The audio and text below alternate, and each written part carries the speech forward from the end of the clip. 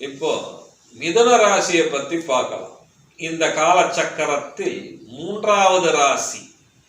எண்ணத்தில் எண்ணங்கள், செயல்பாடு, குணாதிசயம், அறிவு, ஆற்றல், சிந்தனை திறன் உள்ள இந்த ராசி, இது மிதுன ராசி, புதனின் ராசி. இந்த சனி பெயர்ச்சியால் இவர்களுக்கு எப்படி உள்ளது யோகம்? எட்டுக்கும் பாக்கியத்திற்கும் உடையவர் சனி.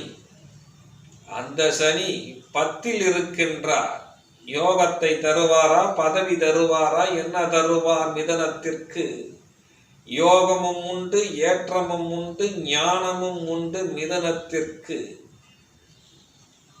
இந்த சனியின் யோகத்தால் சுகமான வீடு அமைகின்றது.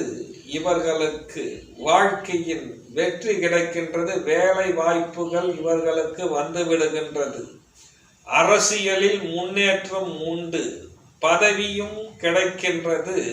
மிதுனத்திற்கு இவர்களுடைய குறை தீருகின்றது. இந்த சனி பெயர்ச்சியில் நன்மை ஏற்படுகின்றது. இவர்களுக்கு மிதுன ராசி சிறப்பு பெறுகின்றது.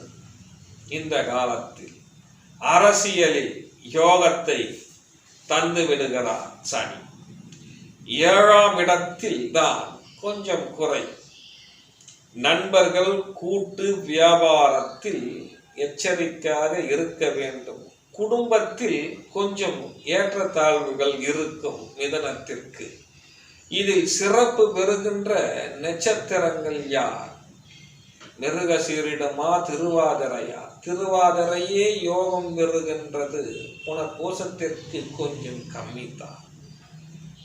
இந்த மிதனத்திற்கு யோகம் உண்டு இந்த காலகணிதத்தில்.